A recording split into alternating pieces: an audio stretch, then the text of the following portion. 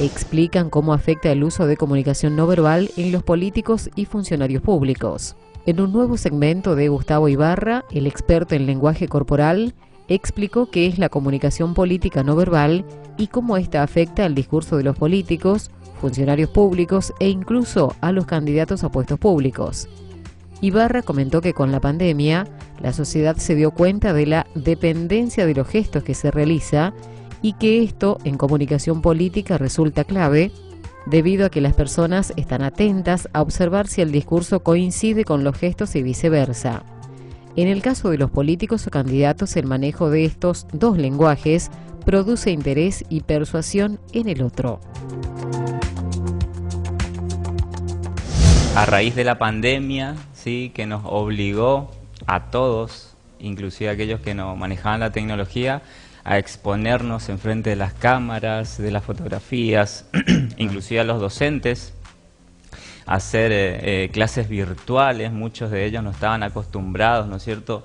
Y ahí donde hoy me interesó mucho la charla de la doctora hoy, ¿no es cierto?, que estuve muy atento, donde la congruencia es muy importante, ¿no es cierto?, entre el relato y lo que uno hace en la vida cotidiana, ¿sí? Uno puede dar consejos sobre una cosa, pero el ejemplo siempre es el mejor consejo, y la doctora lo mencionaba muy bien, ¿no es cierto? Todo tiene relación con todo.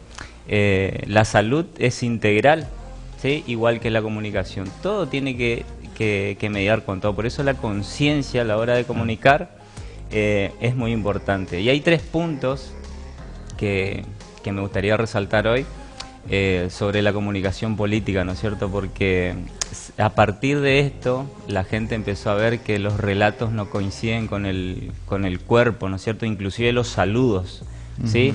Hacer consciente la comunicación no verbal con este detalle tan mínimo que es el saludo, ¿sí? El primer encuentro que uno tiene con alguien en el día a día, ¿sí? El saludo siempre tiene que ser de pie, ¿sí?, siempre respetando las distancias. Yo creo que la gente que sigue el canal, ¿no es cierto?, ya habrá escuchado en segmentos anteriores lo importante que es la distancia, ¿sí? No es lo mismo saludar a un hijo que saludar a un extraño, manteniendo las mismas distancias, ¿sí?, respetando, porque eso se toma como una invasión. La mente lo toma como una invasión. ¿Cómo puedo permitir que una persona invada mi espacio privado si yo no lo conozco? Fíjate que hay algunos funcionarios o candidatos que se acercan a la gente, ¿no es cierto?, y lo saludan con 2 besos en la mejilla y lo toman de los hombros, ¿sí? Yo creo que con vos hablamos una vez, Jorge, que lo toman de los hombros, ¿no es cierto?, y bajan a esa persona, ¿sí? Y ahí generan el saludo a las mujeres con 2 mejillas. Fíjate, ese gesto de bajar a la otra persona, ¿sí?, es un impacto negativo. Si yo quiero generar una empatía genuina con una persona que no conozco y pongo mis manos sobre los hombros de la otra persona, ya ese impacto pierdo. ¿Sí? Yo tengo 90 segundos para tener una buena impresión. O sea, no hay una segunda oportunidad para una primera impresión.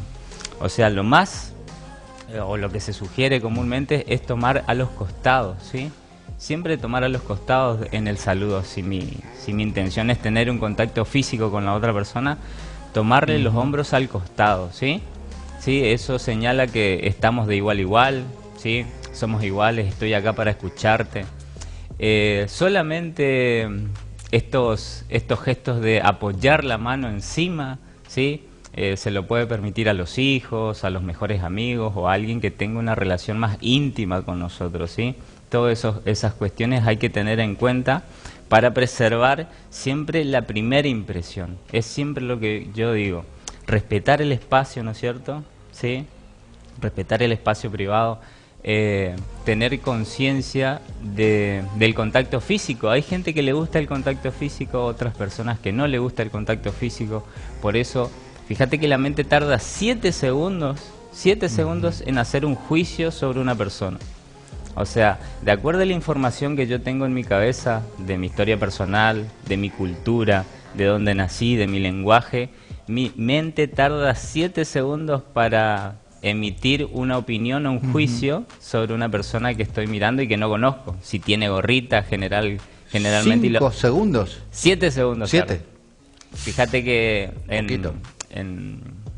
a las fuerzas de seguridad, por ejemplo, ellos ven a la noche, ¿sí?, una persona con gorrita, remera grande, ¿sí? Antes generalmente se lo denominaba una persona que con intenciones de cometer un ilícito, ¿no es cierto? Solamente por su forma de vestir. Ese era un modelo que antes quedó obsoleto, ¿sí? Igualmente que el liderazgo. Hay cosas que antes servían para la época, pero ahora quedó obsoleto. Antes el liderazgo era autoritario, ¿sí? Generar miedo, que la gente te haga caso. Y hoy en día las grandes empresas están contratando personas que puedan relacionarse con otras personas, que tengan un liderazgo más efectivo, más positivo, con habilidades emocionales, ¿sí? Hoy te contratan por tu capacidad técnica, pero te despiden porque no tenés inteligencia emocional, ¿sí? La gente no quiere trabajar con vos, ¿sí? No se siente a gusto, ¿sí? Nadie viaja, siempre digo, nadie viaja al mejor lugar del mundo sentado al lado del enemigo, ¿no es cierto? Sí, entonces las empresas hoy en día te contratan a las personas que pueden influenciar, que pueden relacionarse con las personas, que saben dar órdenes claras, ¿no es cierto? Que saben tener respeto, que saben escuchar, ¿sí? Esos son los nuevos conceptos del liderazgo organizacional hoy en día. Por eso también comentaba en esto lo que es la comunicación política, el tema del discurso. Pero no un discurso armado, teórico, ¿no es cierto?, escrito, sino el que se milita en las calles, ¿no es cierto? Lo que se ve, la predisposición de la gente a la hora de la reunión, ¿no es cierto?, en las plazas o en los salones adentro, cómo están predispuestas las sillas, también hay que tener en cuenta, si están en círculos, si están en líneas rectas, ¿sí? Y el tema del mate, fíjate, Jorge, me preguntaron el tema del mate.